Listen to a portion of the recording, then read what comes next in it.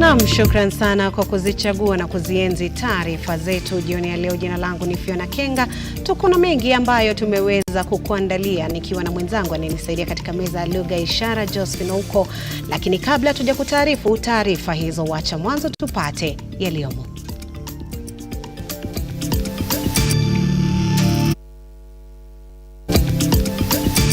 Na kwenye vidokezo, madaktari waanza mgomo wao wa kitaifa hii leo huku wakishinikiza Wizara ya Afya kusikiza kilio chao.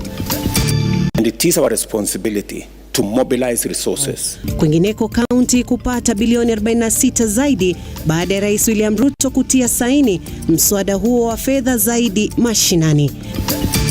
Chama cha mawakili nchini cha kashifu mamlaka ya ukusanyaji ushuru nchini kuhusiana na ada za nyumba. Waziri wa usalama Kithure Kindiki akutana na viongozi wa usalama eneo la Meru kutatua utovu wa usalama eneo hilo.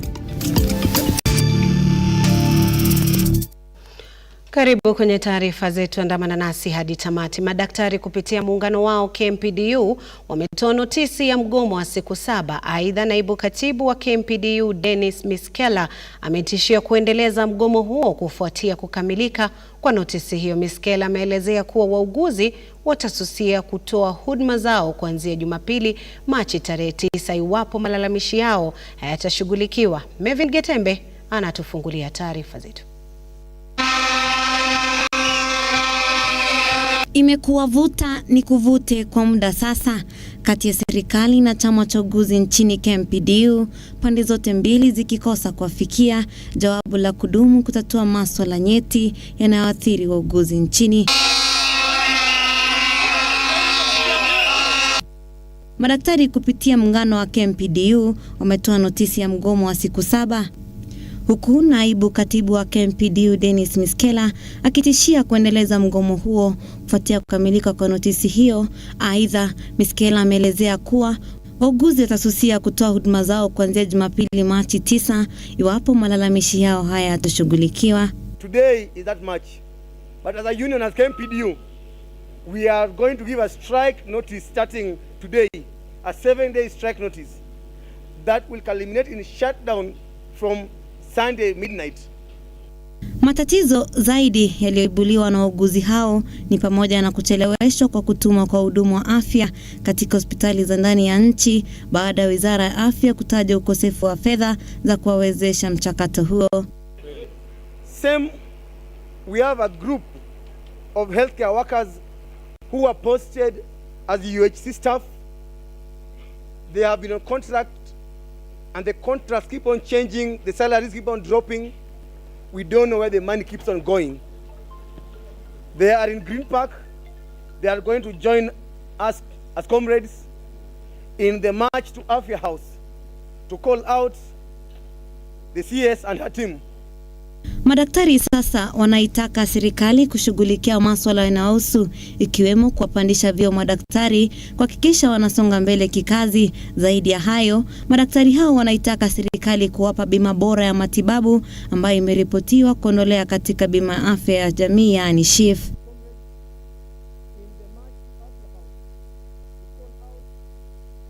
The CS and her team, because sadly lately you have seen that the CS has abdicated her duties. Hayo yakijiri, chama cha mawakili nchini LSK kimekosoa vitendo vya polisi kuangaisha na kuwajeruhi wa Kenya hasa wakati wa maandamano, wakikashifu kile kitendo cha polisi kwa jeruhi zaidi ya madaktari 25 akiwemo katibu mkuu wa KMPDU Davji Atela wiki jana wakati wa maandamano ya amani. LSK ikiongeza kuwa itafanya lolote kuhakikisha kuwa waathiriwa wanapata haki. Kenyans are exercising their rights, including the right to peacefully protest, that the police appear to be using excessive force. This can only lead us to one conclusion, that there is an informal government policy to restrict the rights of Kenyans. Mevin Getembe, Lookuptv, Nairobi. Naam, shukran Getembe kwa taarifa hiyo. Rais William RUTO hii leo ametia saini kuwa sheria mswada wa mgao wa fedha za ziada kwa serikali za kaunti unaolenga kutoa shilingi bilioni 46 za ziada kwa magatuzi. Akizungumza Jumatatu baada ya kutia saini mswada huo, Rais William RUTO amesema kuwa serikali itaendelea kutafuta rasilimali zaidi ili kufanikisha shughuli za serikali za kaunti. Brian Mwai na ripoti zaidi. Rais William RUTO ameidhinisha hatua na nia ya serikali yake ya kuongeza mgao wa fedha za serikali za kaunti. Rais RUTO ametia sahihi kuwa sheria mswada wa nyongeza za fedha za serikali za kaunti wa mwaka 2023 unaolenga kuongeza serikali za magatuzi shilingi bilioni 46. Now we have resources that will support our counties. Close to 29 billion shillings will be made available by this piece of legislation that has now become law. It will support our counties to discharge their mandate, which is very clear in our constitution. And because the counties are carrying out mandate assigned to them by the constitution, and it is our responsibility to mobilize resources and support the counties. I must say that hatua hiyo itawezesha serikali za kaunti kupata nyongeza shilingi bilioni 46.3 za mwaka 2023 mwaka 2024, huku akiahidi kuwa serikali ya kitaifa itaendelea kutoa rasilimali kwa serikali za kaunti ili kuendeleza shughuli zake vyema. We continuously are working towards making sure that whenever we have resources, it is shared between the two levels of government equitably, so that every level of government can discharge their responsibilities. The week before, we paid about 31 billion shillings to our counties. We are again planning in the next week or two to pay another substantial amount of money, again to support our counties for them to discharge their responsibility. Akizungumza katika ikulu ya Nairobi, RUTO alibainisha kuwa kati ya fedha hizo shilingi bilioni 5 zitatumika katika usambazaji wa mbolea za bei nafuu na shilingi bilioni 4.5 kugawanyiwa kaunti 18 kutekeleza mpango wa maeneo ya viwanda. Vile shilingi milioni 454 zitatolewa kwa kaunti 5 zikiwemo Lamu na Tana River ili kujenga makao makuu ya maeneo hayo. We know there has been an outstanding matter of some counties that did not have appropriate headquarters because they were small and they couldn't raise resources from their shareable revenue to be able to do the county headquarters. The government has now made it possible for us to complete that project, because the 450 million that we have now allocated to the 5 counties, that money is sufficient to complete the county headquarters in the 5 counties. Additionally, haya yanajiri kufuatia baraza la magavana kuendelea kushinikiza mgao wa fedha wa shilingi bilioni 450 katika mwaka wa kifedha wa 2024 na 2025.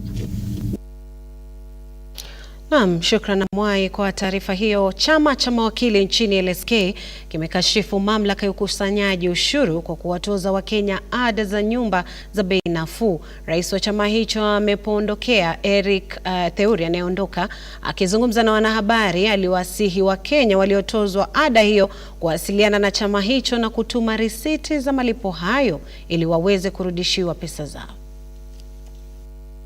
Siku chache tu baada ya mwanasheria mkuu wa serikali Justin Muturi kutoa tahadhari kwa mamlaka ya ukusanyaji ushuru nchini kwa kutoza ada za nyumba za bei nafuu kutoka kwa Wakenya ambayo ilitangazwa haramu na mahakama ya rufaa, rais wa chama cha mawakili LSK Eric Theuri amekashifu mwanasheria huyo akidai kuwa hafuati kanuni za sheria.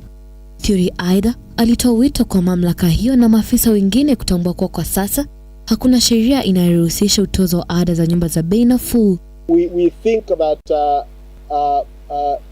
irrespective of the advice that the Attorney General has given, it is every person has a right to comply with court decisions. KRA is part of the parties that were in court, both in the High Court and in the Court of Appeal. And we know that they have competent lawyers within their organization that would have advised on the effect of the Court of Appeal failing to give an order to stay the implementation of the High Court decision. Theory aidha amekashifu serikali kwa kutotii amri ya mahakama na upuuzaji wa masharti ya katiba na sheria kwa ajili ya Wakenya. It can only lead us to one conclusion, that there is an informal government policy to restrict the rights of Kenyans. There is a government policy not to comply with court orders that the government does not agree with. And we are concerned that if we continue in this manner, then the administration of law going to courts will lose meaning, and it will get to a point where ordinary members of the public will decide to take law into their own hands. Aidha, naibu rais wa chama cha mawakili LSK Faith Odhiambo aliongezea kuwa chama hicho cha mawakili kitaanza uchunguzi dhidi ya kamishna mkuu wa mamlaka ya kukusanya ushuru nchini na wahusika wote wanaokusanya ada za nyumba za bei nafuu kinyume na sheria.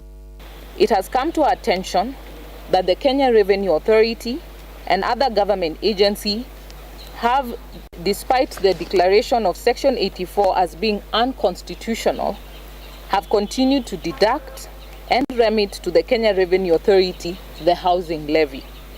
There is no legal basis to deduct the housing levy, and this action amounts to contempt of court and arbitrary imposition of tax. Ebikadenyi, runinga ya Lookuptv.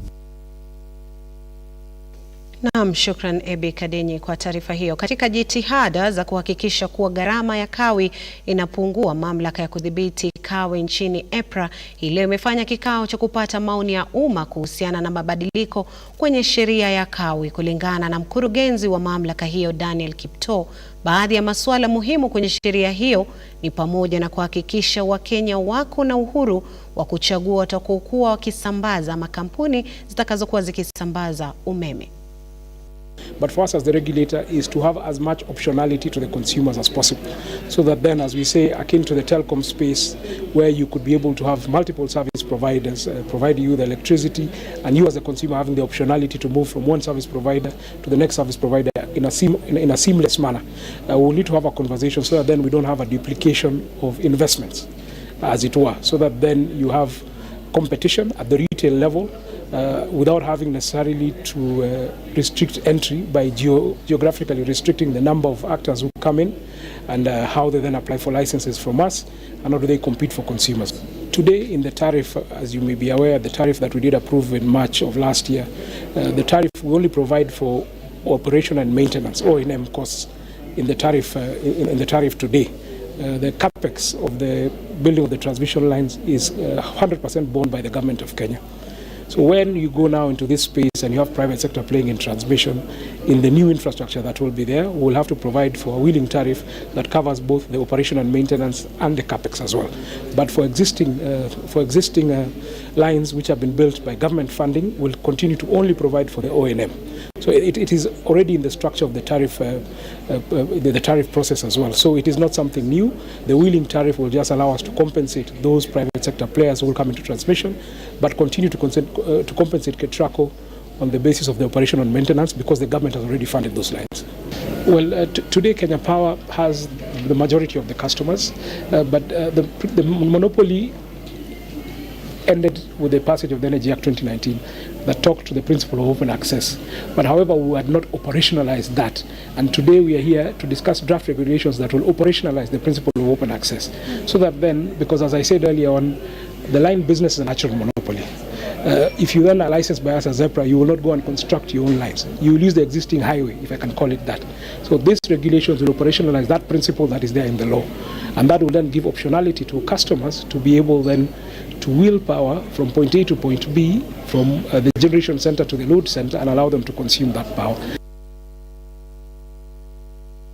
Na mtazamaji, dakika 15 zimekatika tangu saa 1 kamili saa za Afrika Mashariki. Ni wakati ambapo mwelekezi wangu ananiambia ni muda wa kuchukua mapumziko kiduchu. Kumbuka unaweza kuwasiliana nasi kupitia mitandao yetu ya kijamii Facebook, Twitter, X ambayo ni X na YouTube ambapo tunapatikana @Lookuptv, na pia vile vile kwenye mitandao yetu ya kijamii unaweza kuturushia rafa yako ambayo tutakuwa tunaisoma kadri tunapoendelea na taarifa hizi. Kwa sasa tutakuwa tunameza mate kidogo katika mdoso kwa mrefu, tutakuwa tunarejea na mengi zaidi.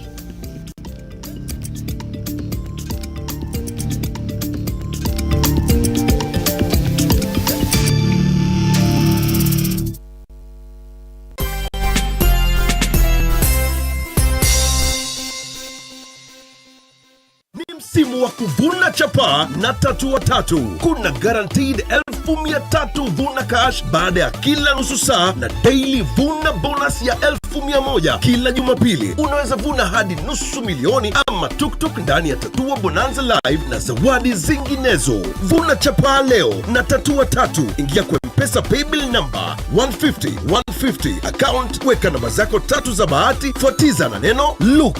Amount ni shilingi 10 hadi shilingi 1,000. Over 18s only. Gaming can be addictive. Play responsibly. BCLB number 000898.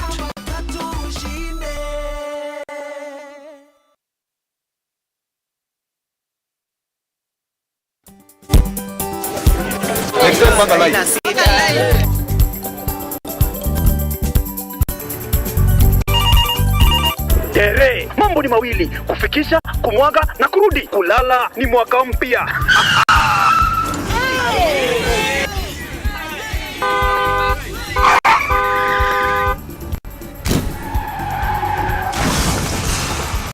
Bua muka we mse. Mbaya. Wewe kwani wani vile dereva anaendesha gari vibaya? Lazima tususe. Anaendesha gari na kwa simu the whole time, hata angalia barabara.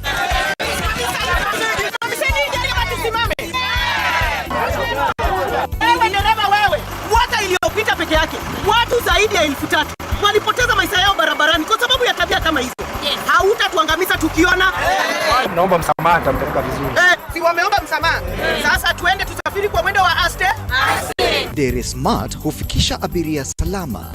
Ujumbe huu umeletwa kwako na NTSA kwa ushirikiano na European Union.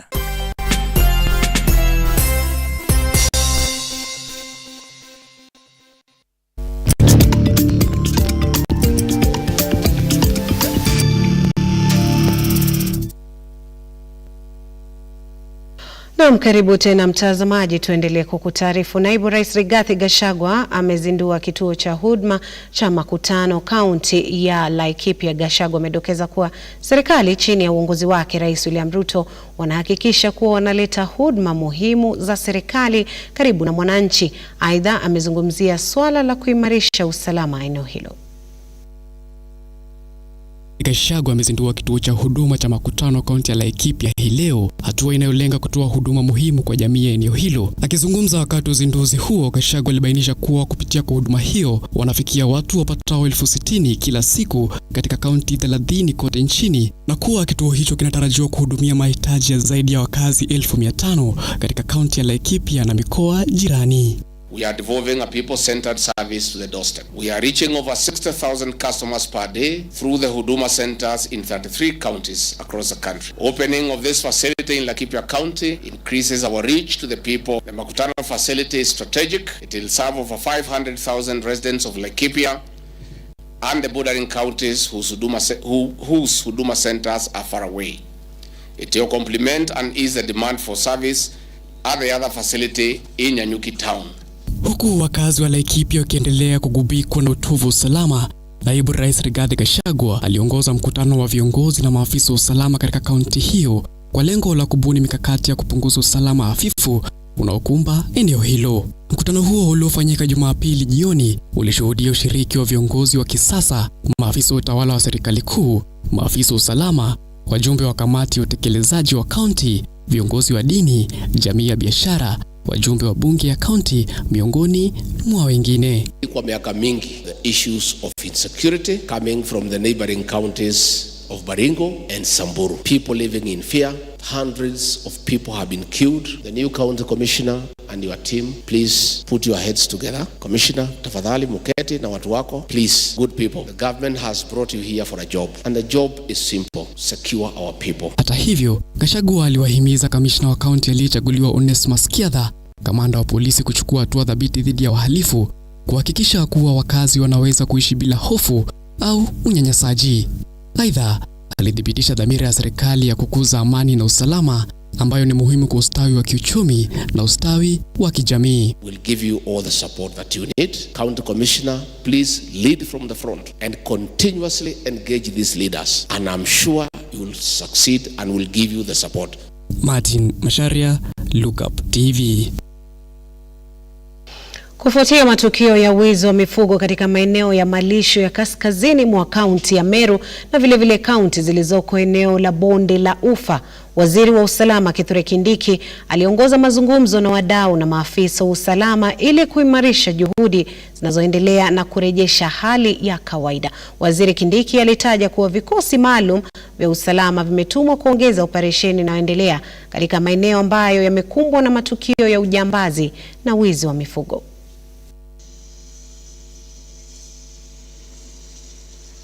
Mapema asubuhi, waziri Kindiki alifanya mkutano wa mashauriano na wafugaji, wazee na viongozi waliochaguliwa kutoka Meru Kaskazini katika uwanja wa Kibiru, Tigania Magharibi. Wakati wa mkutano huu, waziri huyo alisema vitengo vya usalama vimechukua hatua kuzima wizi wa mifugo ili kufikia hali ya kawaida ndani ya wiki mbili.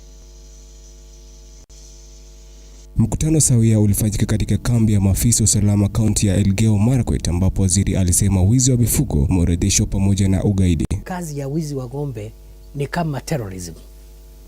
Na vile special forces imetusaidia katika kupigana na magaidi, suluhisho ya hii wakora sugu, wale commanders wakali, we will also ask the special forces to come and support. Huku akijutia vifo na majeruhi yaliyochangiwa na mashambulizi ya wahalifu, Kindiki amewataka wananchi kujitolea katika kusaidia vitengo vya usalama kukabiliana na uhalifu. As you continue to sustain the already prevailing peace, we now want to venture into peace building activities, and we will now bring in other stakeholders. Kwa hatua ya muda, waziri aliidhinisha ujenzi wa shule kanda ya bonde la Kerio, ambapo watoto kutoka jamii mbalimbali watapata mafunzo na kuishi pamoja ili kuunda kizazi kipya ambacho hakitajihusisha na visa vya uhalifu. We want to build a number of schools along this valley, schools which will be boarding schools.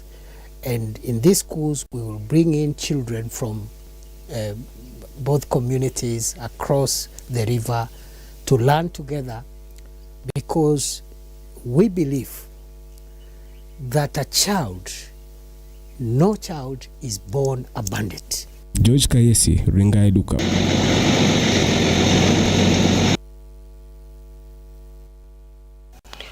Na tukiachana na hayo, Stephen Hinga ambaye ni polisi wa utawala alianza kutumia pombe na dawa za kulevya akiwa na miaka 13 na kufikia mwisho wa mwaka 2016. Afisa huyo alianza kusumbuliwa na maumivu ya kichwa ambayo mwanzoni alidhani yalichangiwa na mabadiliko ya mazingira. Kwenye makala ya Mui Huwa Mwema tunaangazia uraibu wa pombe na athari zake. Bwana Hinga baadaye alisafirishwa hadi India ambapo uvimbe ulitolewa, lakini hakupata kuona tena. Afisa huyo wa polisi hata hivyo anajiona mwenye bahati kwa kuwa hai baada ya kusajiliwa katika kituo cha urekebishaji na mafunzo. Anasema hatua hii ilimsaidia kukubali hali yake mpya, huku akikiri kuwa kuzoea hali yake ya kupofuka ilikuwa vigumu. Mimi kama vile nimesema, sikuzaliwa nilikuwa kipofu. Ulemavu wa kutoona ni ulinipata. Nilianza uvutaji wa bangi nilikuwa na miaka 13. Wengi wanasema bangi ni dawa, wengi wanasema unavuta bila kujua, but kwa ile miaka ambayo nilitumia bangi ilikuwa nataka kunipea saratani ya ubongo. Alan Washira ambaye ni mwalimu wa shule ya msingi ya Jakaranda, mraibu anayepata nafuu, anafichua kuwa aliingia kwenye uhusiano ambao walidhani ulikuwa wa matumaini na wangeishia kwenye ndoa. Alikuwa na umri wa miaka 25.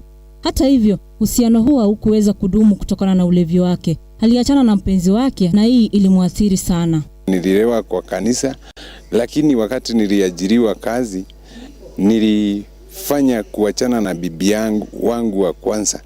Na hapo ndio nikashikwa na kile huwa tunaita tunaita stress kama mtu mwingine yoyote. Stress zangu zilinionyesha afadhali nikunywe. Nikawa ninakunywa jioni mpaka nikazoea sasa. Nikafika wakati sige kuogeresha hivi kama sija kunywa. Sigeenda pahali hata kazi kama sija kunywa. Isitoshe, Peter tena mkazi wa kaunti ya Nakuru anasikitika kwamba uvutaji wa bangi nchini Kenya umeongezeka kwa 90% katika miaka 5 iliyopita. Kulingana na tena, matumizi mabaya ya dawa za kulevya yanashika nafasi ya 3 baada ya ugaidi na ujambazi wa kutumia silaha kama tishio kwa usalama wa taifa. Kubaya ni kubaya kabisa katika jamii. Bangi na pombe. Hakika bangi inavutwa mpaka kwa vijiji. Bangi inavutwa mpaka wazazi wamechukua mikono juu. Bangi inavutwa mpaka ndani ya nyumba na watoto shule. Bangi imekuwa kama chakula. Maureen Bosire, runinga ya Lookuptv.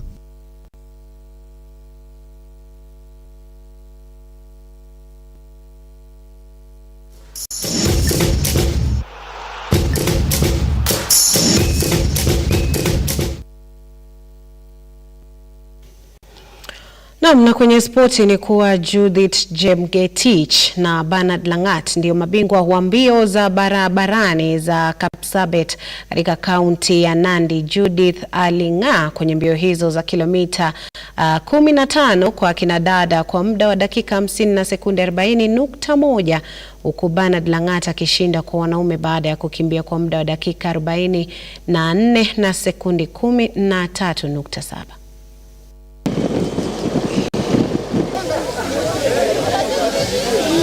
I'm preparing to join road race.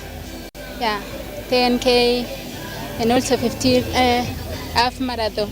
Ukiona umeingia kwa Kenya top 20 ama top 10, inaonekana uko na potential ya kukimbia. So kwa wale wenye kuweza kuingia top 10, kitu mwenye anapea motisha, naambia tu wangangane. There is a lot of talent which is not tapped at the grassroots. There are many people organizing many events with the champions, with people who are already not at the bottom of the pyramid. And that is why we said Betikana community is going to the grassroots to pick those people who have no opportunity in the counties, and therefore we can reach that talent and uplift them.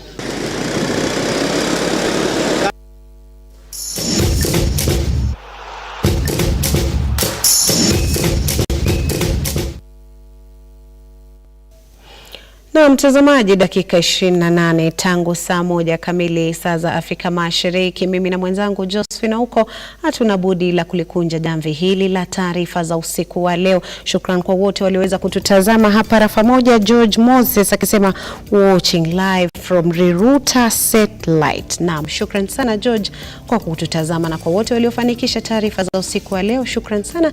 Jina langu ni Fiona Kenga, msaidizi wangu katika meza ya lugha ishara jina lake ni Josephine huko, bila ya kumsahau Job Maura kama mzalishaji wa taarifa hizi. Tukutane tena siku nyingine, panapo majaliwa.